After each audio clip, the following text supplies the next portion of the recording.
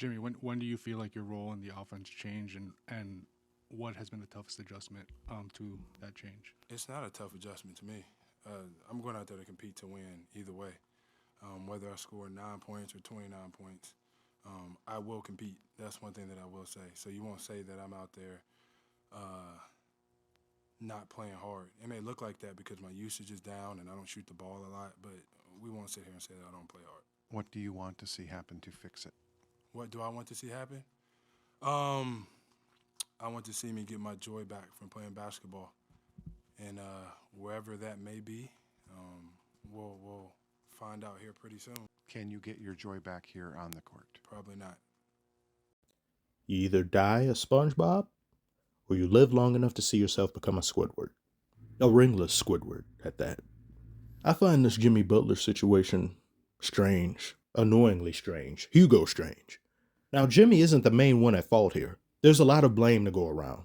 Heat front office, Pat Riley. During Jimmy Butler's tenure here, you behaved less like Don Corleone and more like Fredo. This man put on one of the greatest playoff performances in NBA history, with 3 first-team NBA defenders taking turns guarding him throughout the night. He practically willed his team to the finals on 2 separate occasions while putting up unbelievable numbers. And to spur this talent, you bring him aid in the form of Terry Rozier and BBL Lowry. It's outrageous, crazy, scary, spooky, hilarious.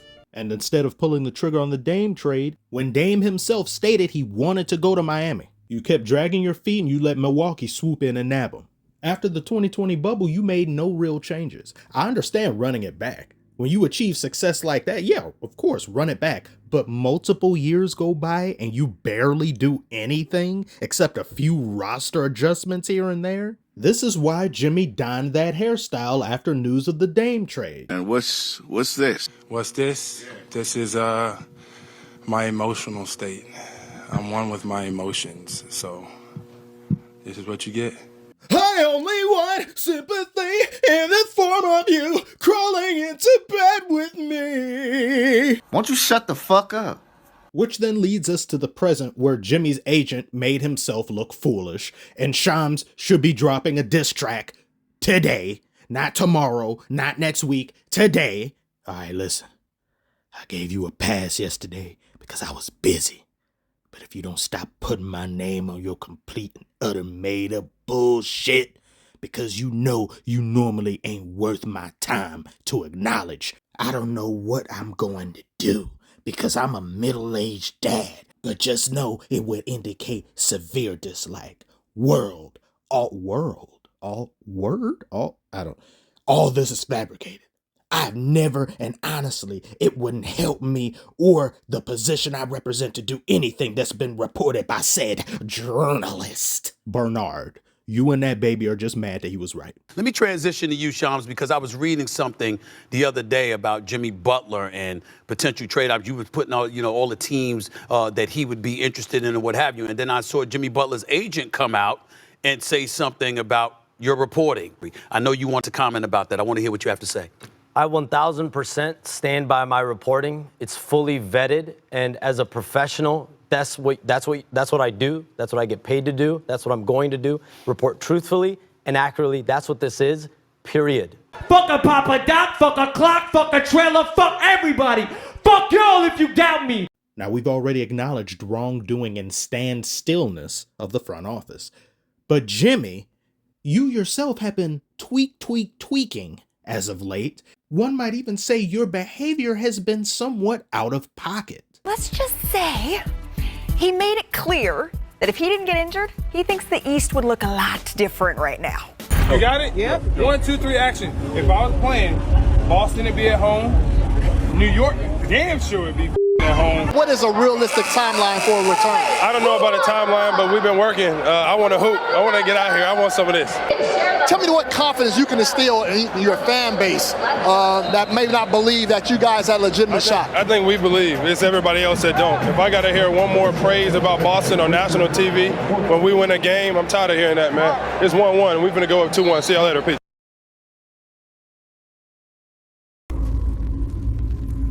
That one didn't age quite so well. For him to say that, I thought, is that Jimmy trolling or is that Jimmy serious? You know, if you're not on the court playing against Boston or on the court playing against the New York Knicks, you should keep your mouth shut. And your criticism of those teams.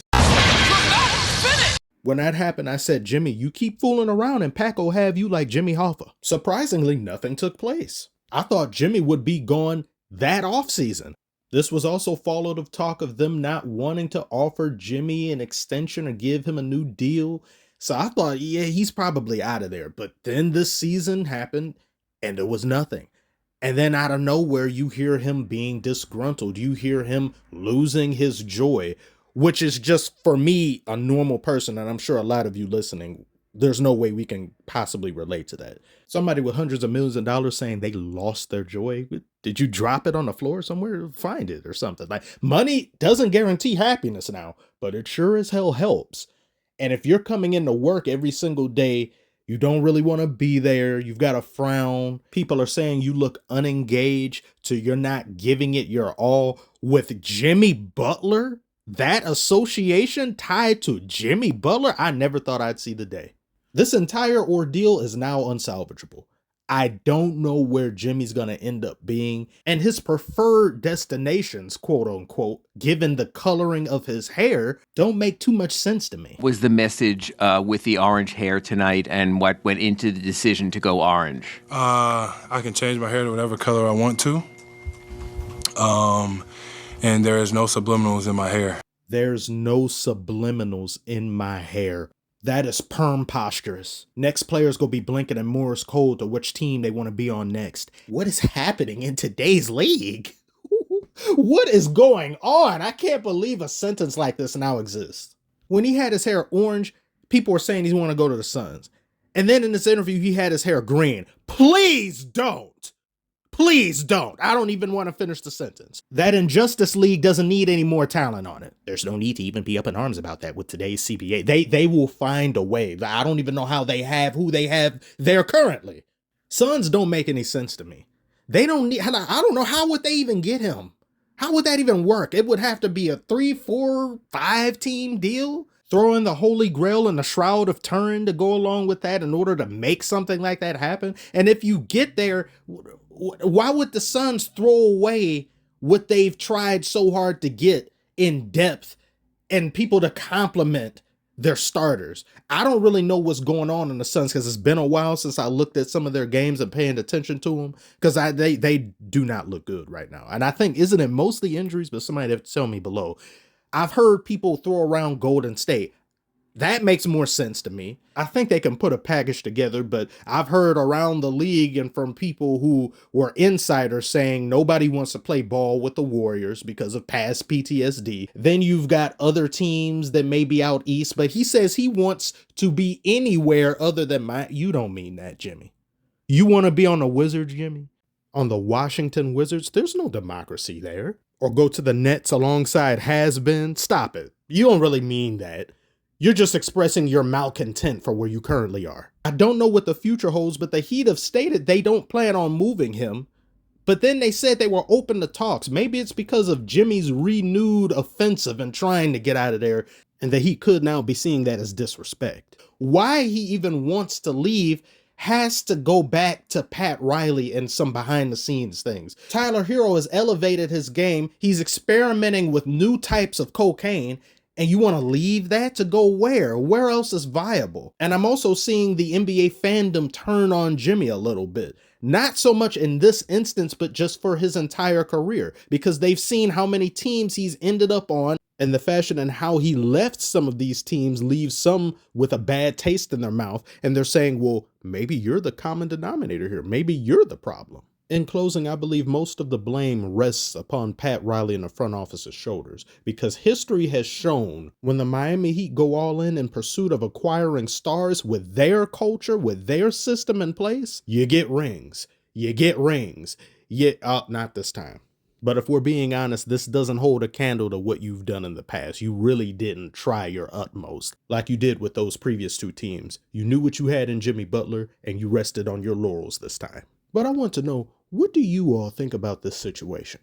What do you think he's going to end up being? Do you think he could have handled it better? Do you think the front office did more for him than he's given them credit for? And is there anything I've said you find off base? Comment below, let me know. If you're interested in becoming a member of the channel, you'll get exclusive videos as well as early access to videos, or a patron. I'll leave the link in the description.